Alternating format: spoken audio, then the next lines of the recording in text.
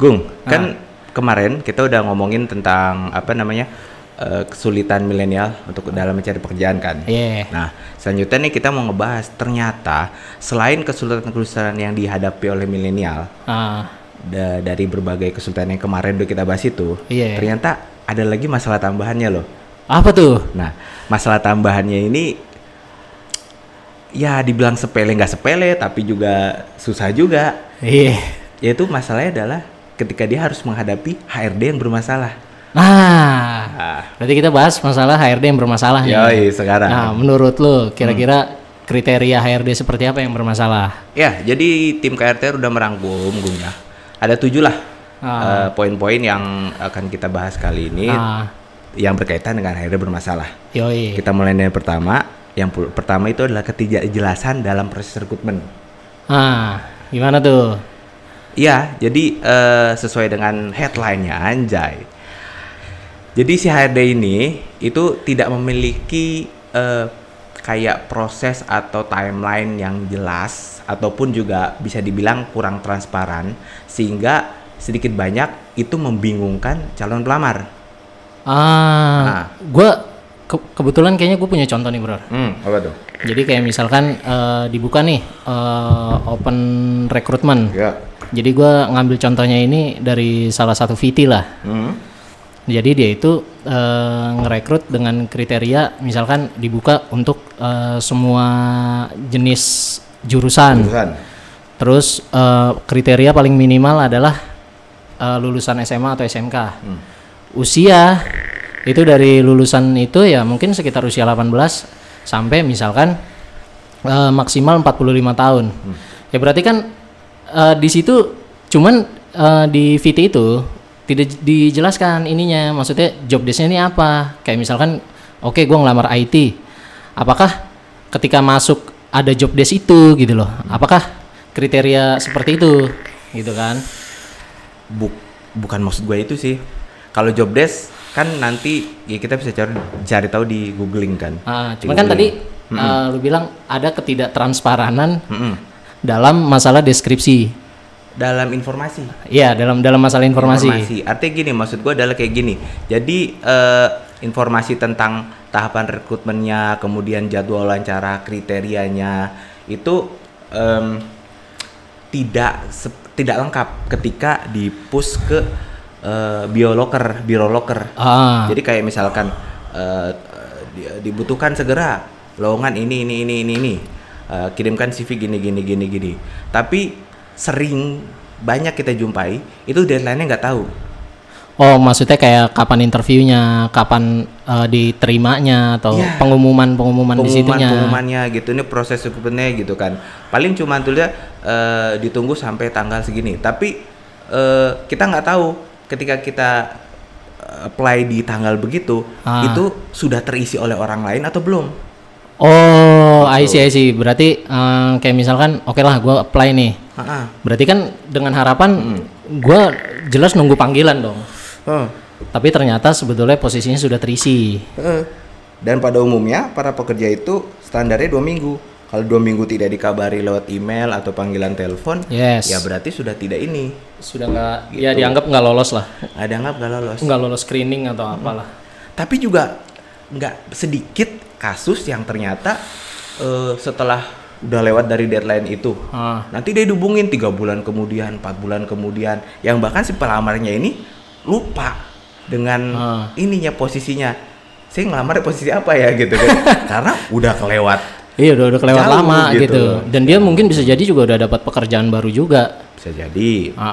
Tapi sih gue pernah ada contoh ya, tadi gue sambung bahwasannya ketika ngelamar nih dibuka untuk semua lowongan, pas dimasukin lah kok jatuhnya di jurusan di job desk yang nggak berhubungan dengan ini gitu loh. Padahal di situ dibilang semua jurusan. Ya gue berpikir kayak misalkan secara spesifik memang lagi buka lowongan gitu loh. Nah, mungkin harus lebih transparan ya. Itu ada lagi di pembahasannya. Tapi nanti. Iya, tapi nanti deh. Oke. Sekarang kita lanjut dulu ya. Oke. Nah, untuk kriteria yang kedua, contoh HRD bermasalah adalah itu lambat dalam tanggapan. Contoh gini, ketika HRD lambat dalam memberikan tanggapan kepada calon pelamar, ini baik itu dia nge-reply email atau misalkan apa gitu kan, kita belajar dari blog-blog apa namanya, orang-orang yang ngasih tutorial dalam mencari pekerjaan itu, umumnya orang baiknya ngelamarnya di jam kerja. Iya. Apa segala macam gitu loh. Tapi seringkali juga akhirnya juga ngubunginnya di luar jam kerja. Ngebales emailnya atau kayak gimana begitu kan. Ya ini juga menjadi bagian dari ini apa, respon tanggapan yang lambat. Gitu. Jadi seolah-olah si ARD ini memerlukan waktu yang sangat lama untuk memberikan konfirmasi penerimaan lamaran atau mengatur wawancara. Calon pelamar mungkin jadinya akan menjadi frustrasi, Gung. Gitu. Karena yaitu pertama udah nggak jelas timelinenya, kedua tanggapannya lama, gitu loh. Kan calon pekerja kan butuh sesuatu yang pasti, nggak cuma wanita aja dong. Yoi dong. Kita juga laki-laki juga butuh yang pasti. Yang pasti. Karena kita menafkahi. Bisa jadi juga dia ternyata sudah mendapatkan pekerjaan yang lain. Gitu. Gue pernah tuh ya. Ngelamar misalkan oke lah di jam kerja gitu ya, dengan harapan ketika dia pagi baru buka email gue masuk paling pertama. Dan lu tahu apa yang terjadi? Apa tuh? Tiba-tiba jam 5:30 pagi, hari ini ada interview bisa. 5:30 pagi? 5:30 pagi. Wow. Ya gue berusaha sanggupin dong, karena pada saat itu ya udah deh, gua kejar karena ini bisa dibilang ada panggilan gitu kan, mungkin ada kesempatan lah gitu. Yang tadi kan biasanya yang tadi lu bilang ya mungkin harus ada penjadwalan dulu lah, misalnya kira-kira mungkin kira-kira kalau besok bisa nggak, atau kayak H+1, H+2 gitu kan. Apalagi misalnya posisinya kantornya jauh misalnya. Iya. Kayak gitu. Lanjut ya? Lanjut. Sekarang poin yang ketiga itu dikatakan ketidakprofesionalan dalam wawancara. Maksudnya gini, Gung. HRD walaupun nggak semua ya, tapi mungkin ini masih yang baru atau gimana, itu seolah-olah tidak berperilaku profesional selama proses wawancara. Salah satu contoh realnya adalah mungkin dia kita udah janjian katakanlah interview jam 10. Kita tentunya 15 menit sebelum jadwal udah standby dong. Ternyata HRD-nya belum datang. Nah, gitu loh. Datangnya itu bahkan terlambat 15 menit, terlambat 5 menit pun hitungannya terlambat kan. Gitu. Jadi jatuhnya dia tidak menghargai waktu calon pelamar. Nah, ini juga tidak bisa menciptakan gini loh, kesan negatif tentang perusahaan dan membuat membuat para pencari pekerja itu merasa tidak dihargai. Ya dong. Iya, jelas. Apalagi kalau misalkan yang rumahnya jauh nih.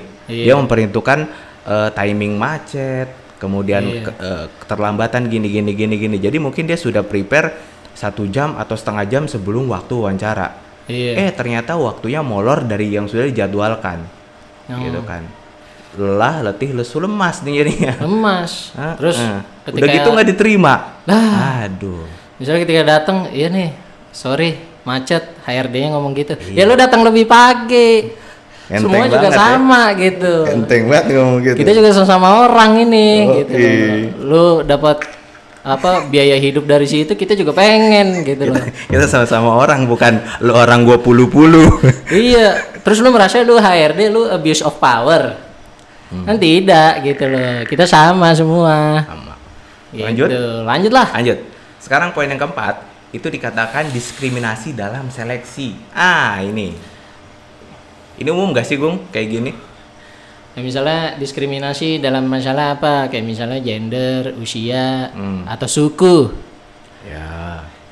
Tapi ini gua akui di Indonesia terjadi di beberapa tempat. Gitu loh. Nggak semua? Iya, nggak semua. Ya mungkin kalau kan tiap tempat kerja kan pasti punya culture-nya masing-masing dong. Kayak misalnya contoh gue pernah ngadepin orang yang yaudah nih gue pengennya orang Jawa doang. Atau misalnya gue pengen ini orang Batak atau orang mana gitu. Itu pernah kejadian, Bro. Terus kalau urusan ngalamin itu sendiri itu? Ngalamin. Oke. Tapi maksudnya di situ ada kejadian seperti itu gitu loh. Terus juga kalau masalah gender ya mungkin adalah beberapa pertimbangan kayak misalnya memang di tempat-tempat tertentu, aduh ini kayaknya emang lebih baik laki-laki semua karena mungkin kerjanya lebih berhubungan dengan lapangan fisik dan lain-lain gitu, atau perempuan semua karena lebih dianggap lebih bisa kayak misalnya kayak untuk medsos atau apalah gitu, untuk engagement segala macam, apalagi misalnya cantik dan lain-lain. Nah kalau untuk kayak suku ini yang tadi gue bahas, ini gue ada pengalaman temen gue, ini terjadi di antara tahun 2014 atau 2015. Dia ngelamar di salah satu bank 3 huruf swasta besar, warnanya biru. Udah lah ya, berarti lu udah paham, gue frontal aja gitu. Jangan frontal. Karena ini teman gue memang pada saat itu kegiatannya berburu musang. Bener lah, dia berburu lah, ya gue berburu aja udah gitu kan. Jadi gue pernah ngelamar kata dia di bank itu, datang lah gue nginterview. Ya kriteria cocok lah, oke gitu. Misalnya secara CV dan lain-lain, ya peruntukannya untuk namanya bank biasanya untuk teller kan, untuk karir awalnya. Dia coba masuk, but you know apa yang terjadi ketika interview? Apa tuh? HRD-nya ngomong pakai bahasa Cina, Mandarin. Dijawab lah pakai bahasa Indonesia, dia jawab Mandarin. Dia jawab pakai bahasa Inggris, dijawab lagi Mandarin. Akhirnya karena teman gua kesel, dia jawab pakai bahasa Sunda. Dijawab lagi pakai bahasa Mandarin. Padahal di rekrutmennya tidak ada keharusan lu harus bisa bahasa Mandarin. Akhirnya ya langsung ditinggal sama teman gua. Ya, itu kan berarti kan salah satu contoh ini ya, sikap diskriminatif ya. Ini base-nya ini berdasarkannya itu adalah ras umumnya ya, berdasarkan ras, gender, usia atau orientasi seksual. Sehingga ini dapat secara serius menghambat pencari pekerja yang seharusnya memiliki hak yang sama dalam peluang pekerjaannya. Apalagi ternyata orang yang tidak masuk kualifikasi diskriminatifnya ini ternyata mungkin bisa jadi lebih capable. Who knows, bisa jadi. Gitu loh. Gitu. Tapi itu umum sih gitu loh. Apalagi umur ya. Iya, maksud gua kan apalagi umur ya. Yang tadi dibilang dong, HRD juga harus mencantumkan kalau memang di sini lu spesialis akan menangani klien yang mungkin berbahasa Mandarin atau apa, atau mungkin menangani investasi yang investornya berbahasa itu. Tapi ini nggak ada keterangan itu. Makanya lah kok kaget sampai sono kok harus berbahasa Mandarin gitu loh. Tapi kalau soal penampilan ya Gung ya. Ada idiomnya nih Gung. Apa tuh? Jadi gini, kalau lu good looking, itu separuh dari masalah lu tuh udah selesai. Itu gua setuju. Banyak pengalaman juga tuh soal kayak gitu tuh. Karena kebetulan kita punya teman kan banyak sebaya kan. Yang ketika kita lulus kuliah, sharing-sharing kerjaan, sharing-sharing peluang, itu banyak lah kejadian-kejadian kayak gitu. Apalagi kalau HRD-nya ya rada lah gitu. Oh ini oke juga nih, masukin lah. Itu ada sih pengalaman kayak gitu. Cuman udah lah, nggak usah sebutin perusahaan mana. Lanjut ya. lanjut. Kemudian ini poin yang kelima, itu bisa dikatakan sebagai komunikasi yang buruk. Kriteria HRD bermasalah ini dia memiliki komunikasi yang buruk. Kenapa? Jadi dideskripsikan bahwa HRD ini gagal dalam berkomunikasi dengan baik kepada calon pelamar, terutama ketika pekerjaan yang telah diisi atau proses seleksinya telah berakhir. Itu dapat membuat pekerja juga frustrasi. Komunikasi yang buruk juga dapat membuat perusahaan tampak tidak profesional. Gitu loh. Ini sebenarnya bahasanya tuh debatable, harus dilihat dari dua sudut pandang. Gitu kan. Bisa kan kayak komunikasi yang buruk itu kan mungkin gue ambil contohnya gini. Jadi kayak ketika calon pelamar itu nggak dikasih tahu ini rekrutmennya sudah selesai atau gimana, tidak ada umpan balik atau feedback atau reply respon gitu yang menyatakan bahwa Anda nggak keterima nih. Jadi senyap aja nih, nggak ada email balasan atau panggilan segala macam. Nah itu waktu itu kan pernah dibahas juga dari yang ngebahas tentang HRD itu karena alasannya HRD ini kan ada ratusan ribuan yang ngelamar, jadi itu Iya. hal itu menjadi mustahil untuk bisa mengakomodir ke semuanya. Begitu, oke gitu segala macam. Tapi boleh nggak calon pekerja itu bertanya? Ya harusnya boleh ya, kan cuma nanya. Iya. Berarti kan kayak misalkan, oke nih, gue interview hari ini. Tapi masalahnya pertanyaannya direspon atau enggak? Nah, itu. Nah, terkadang ada yang nggak direspon sama sekali. Nah, berarti kan itu kan merupakan bagian dari komunikasi yang buruk. Komunikasi yang buruk nih. Jadi untuk kalian nih pelamar kerja, jangan berkecil hati. Maksudnya bisa jadi ya memang HRD-nya malah mungkin gugup ketemu kalian. Atau mungkin bisa dibilang kalian harus bisa nih ngelihat situasinya. Bahwasannya kalian misalkan nggak diterima, ya udahlah langsung apply lagi yang lain atau interview lagi yang lain gitu. Jangan ragu. Istilahnya kayak gitu. Karena kalau kalian nunggu interview satu ditungguin gitu. Ya. Ntar kalau ketemu dengan HRD yang komunikasinya begini, lumutan. Rebahan. Gitu. Lanjut, Bro.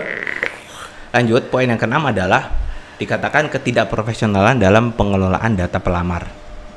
Maksudnya apa, Gung? Maksudnya gini, HRD yang tidak menjaga kerahasiaan data pribadi pelamar atau yang tidak menjaga data pelamar dengan baik dapat menciptakan masalah keamanan privasi.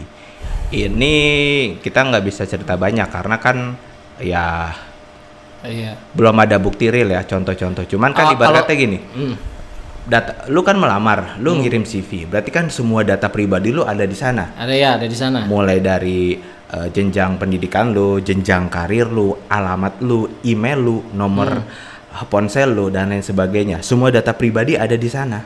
Gitu loh. Jadi ibarat kata ya kalau dia nakal, dalam tanda kutip nakal, bisa aja data lu dijual kan? Nah, ke black market misalkan. Tadi tuh gue mau masuk tentang itu. Kalau memang ini masalah data yang dijual gitu ya. Ini gue pernah interview di salah satu lembaga lah bisa dibilang. Itu emang kerjanya jual beli data.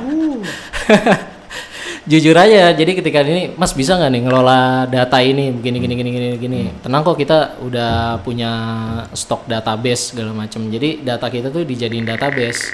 Ya kalau zaman itu kan mungkin belum kayak sekarang medsos yang menggeliat ya istilahnya. Dulu mungkin masih era-eranya Facebook doang yang lu kalau buka jarang yang di handphone langsung gitu loh. Biasanya kalau nggak BBM atau apa yang kayak gitu-gitulah yang bisa buka atau PC atau laptop. Nah, itu tuh betul kejadian datanya itu diperjualbelikan. Jadi dia nyebutin bahkan nih dari perusahaan ini database seperti ini. Gue tuh dikasih lihat, Bro. Nih bisa nggak? Nih karakternya begini nih, gini. Oke, sah misalnya as a business gitu ya, dia punya database. Tapi apakah itu jadi isu keamanan data pribadi? Kayaknya kalau zaman sekarang kita login di semua platform, data kita udah kemana-mana dah. Cuman memang tidak seharusnya seperti itu ya. Harusnya kalau memang udah selesai rekrutmennya, ya CV kita dibuang atau dihancurkan biasanya gitu loh. Iya, makanya jadi dia punya celah di situ yang kita nggak tahu data kita aman atau enggak. Iya. Gitu. Tapi ya kita nggak bisa nanggepin banyak karena ya kita nggak bisa ngomong asal-asalan dong. Iya, kita nggak boleh ngomong asal-asalan. Makanya kita nggak nyebut nama-nama lembaga atau PT atau apa atau supplier database-nya, tidak usah ya. Walaupun gue tahu nanti belakang kamera aja. Buat apa coba? Lanjut berapa? Ya, lanjut. Yang terakhirnya gue nih nomor 7 nih. Oke. The last but not least. Yang terakhir adalah tidak adanya umpan balik atau kritik konstruktif. Mungkin gini, kayak misalkan ketika lu sehabis interview, apa yang menjadi kekurangan lu di interview di sesi ini gitu? Iya, jadi gini, HRD tidak memberikan umpan balik yang berguna atau kritik konstruktif kepada calon pelamar yang gagal dalam proses seleksi. Gitu. Jadi si calon pelamar ini kesulitan untuk memahami alasan kenapa dia tidak dipilih. Karena gini, masalahnya ketika dia nggak tahu salahnya di mana. Iya. Jadi dia nggak tahu juga apa yang harus diperbaiki dong. Untuk di selanjutnya. Iya dong. untuk memperbaiki kualifikasi mereka di masa depan. Jadi kayak gini misalkan, kalau misalkan ada kritik konstruktif bilang kalau ini CV-nya kurang ini nih, kurang menjual atau kurang kredibel atau bagaimana, tolong diperbaiki ini. Berarti kan dia tahu, oh salah gue di CV. Gitu. Tentunya dia akan memperbaiki, dia akan mencari contoh-contoh CV yang bagus, apa segala macam. Ini kan ya pada umumnya senyap aja. Iya, jadi habis interview udah nggak dikasih masukan apa-apa. Iya. Paling cuma ngomong ya nanti kalau misalnya ini dihubungin ya. Terus gitu. juga ketika misalkan kayak contoh lagi, dia lanjut nih dari tahap seleksi administrasi, dia mungkin melalui proses psikotes. Yes. Atau tes SKD atau segala macam kompetensi dasar. Itu juga nggak dikasih tahu skornya berapa, rankingnya berapa. Dalam jenjang itu gue ada posisi berapa, ranking berapa, itu kan nggak dibongkar, nggak ditunjukin hasilnya berapa. Jadi si pelamar ini nggak tahu ini gue ngerjain ini gue benernya berapa, salahnya berapa. Bisa jadi gue salah semua atau gue bener semua, gue nggak tahu. Iya. Yang dia tahu kan dia cuma ngerjain selesai udah. Dan tahu-tahu nggak lolos. Nggak lulus. Jadi kan dia nggak tahu gue harus memperbaiki di mananya nih. Oh ternyata mungkin gue di pengetahuan umumnya kurang. Oh ternyata mungkin gue di komunikasinya, dialognya kurang atau gimana, kan itu enggak. Paling-paling kalau misalkan HRD-nya baik hati dan profesional dibilang Anda sudah cukup baik, namun ada pelamar lain yang lebih masuk kualifikasinya gitu-gitu. Itu kan hanya sebatas itu. Iya. Gitu loh. Jadi pada intinya itu tidak ada kritik yang konstruktif, tidak membangun. Jadi nggak membangun. Jadi ketika jadi gue ada dua ini bro ya. Maksudnya mungkin ini bisa jadi pelajaran juga nih di bab ini. Gue baru-baru ini istilah kata kan ngelamar di sebuah perusahaan gitu ya. Terus ya untuk menanggapi masalah kayak CV tadi misalkan, gue tanya dulu bro sama orang-orang yang udah teman-teman gue yang mungkin udah bekerja, yang bergerak di bidang profesional, yang kayak gitu-gitulah. Menurut lu CV gue gimana? Kurangnya apa? Biar bisa gue revisi sebelum gue kirim. Karena deadline gue misalnya tanggal sekian gitu. Oh dia kasih tahu tuh, ini Gung bagian linknya kurang jelas. Gung nih bagian bionya, storytellingnya tentang pengalaman lu masih kurang mencantumkan tahun-tahunnya misalnya.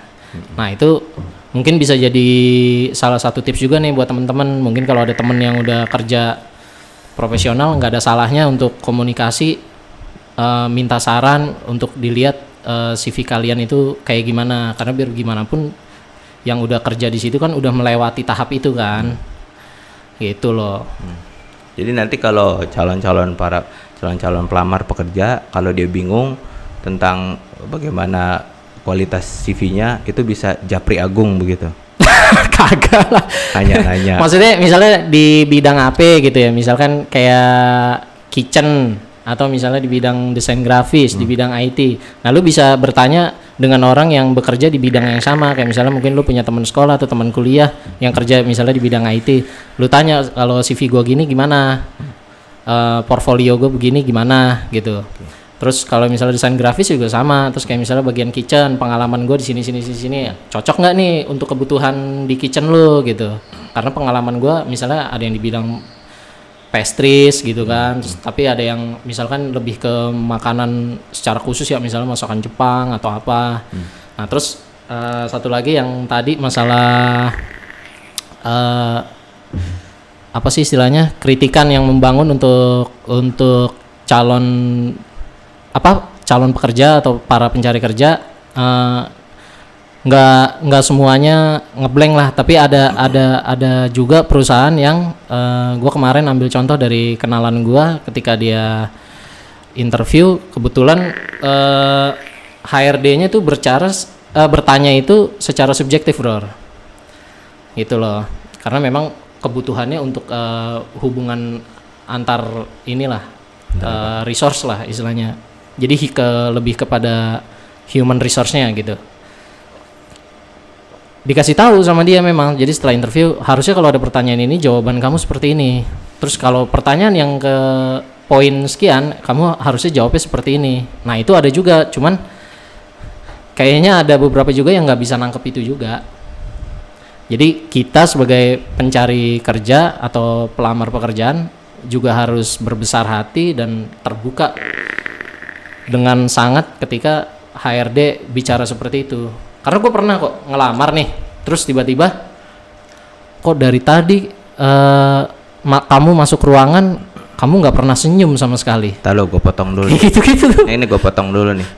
Maksudnya gini, itu dulu dari tadi kan bilangnya itu kalau misalkan lu nanya sama orang yang di bidang itu atau bagaimana yang HRD-nya di bidang itu, bagaimana kalau orang ini dia nggak punya akses ke sana, dia nggak punya teman-teman yang kerjanya sebagai HRD.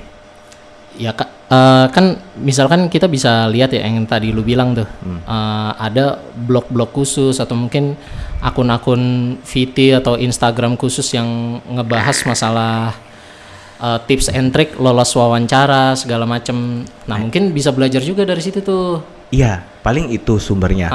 Tapi kan itu kan dia mengeneralisir secara umum, tidak yang selected seperti yang lu bilang khusus kitchen atau khusus desain grafis, kan nggak begitu. Iya, biasanya kan kalau misalkan orang udah masalah kitchen nih, berarti dia punya experience kan di kitchen. Nah, kemungkinan juga berarti dia juga punya teman-teman yang bekerja di bidang yang sama dari pekerjaan misalkan yang sebelumnya gitu loh. Atau mungkin bekerja di tempat lain juga. Jadi kayak misalkan si A keterima di restoran A, si B keterima di restoran B. Nah, si B ini mau pindah kerja nih ke restoran C misalnya. Ya dia nggak ada salahnya dia bertanya si B ini ke si A, sama-sama orang kitchen nih, kayak gitu. Atau mungkin di restoran B pun kalau memang komunikasinya baik gitu ya sesama pekerja, itu nggak ada salahnya kayak misalnya kenal sama HRD-nya atau Pak, Bu, saya kan tanggal sekian udah berakhir, entah putus kontrak atau memang dia resign gitu ya. Kok resign, kan dia lagi cari kerja dong? Iya kan, misalnya dia udah bekerja nih di kitchen misalnya, atau dia misalnya punya pengalaman di kitchen, entah dari tempat kursus atau apa, kan dia bisa bertanya, kayak misalnya dengan mentornya dia di situ gitu loh, atau misalnya kayak dari kampus gitu ya, ketika dia kan kampus kita temen banyak nih. Ketika misalnya ada yang, teman kita ada nih yang satu misalnya kerja di perusahaan ITA, yang satu di startup apa gitu misalkan. Terus kita mau ngelamar tapi misalkan beda perusahaan gitu, atau misalkan di perusahaan yang sama, yang nggak ada salahnya minta saran sama dia. Kalau misalnya, ini kan di sini yang penting lu bisa bahasa Inggris ya, gitu-gitu kan. Oke, nih gue kirim CV berbahasa Inggris. Menurut lu apa yang kurang? Itu sih untuk mengurangi resiko ketika CV-nya nggak lolos screening gitu. Walaupun bukan jaminan 100% pasti lolos ya. Kan nggak ada salahnya minta tips gitu loh. Iya itu tips. Tapi kan tetap tidak menjawab pertanyaan yang tadi, poin tadi, kritik membangunnya tuh apa? Karena kan dia juga nggak tahu dia nggak bisa menilai CV kita karena dia bukan HRD toh, bukan bagian personalia. Iya, tapi kan dia setidaknya punya pengalaman lolos lah. Atau misalkan dia kenal sama HRD-nya, dia bertanya tentang itu. Karena waktu gue dulu masih main database, bro. Itu gue nanya langsung ke orang ininya gitu loh, orang yang kerja di situ. Kalau misalkan kayak gini gimana? Nah dia dengan berbesar hati. Dia nanya sama ininya, yang bagian HR, Pak, kalau ada kayak gini nih, misalnya contoh kasus, terus jawabannya ada kayak gini, ini bagaimana gitu. Dia bilang oke gitu. Tapi memang pada saat itu gue lagi nggak apply ke sana, hanya sebagai yang lempar aja, maksudnya apa nih kritikannya gitu.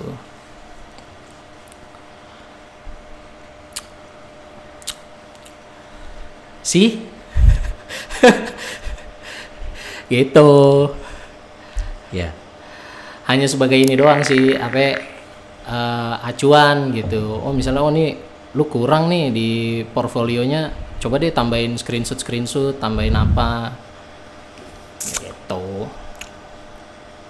Iya, iya, tapi kan balik lagi tergantung situasinya gimana. Memang. Kan standarnya HRD ini sama HRD sana kan beda, nggak sama.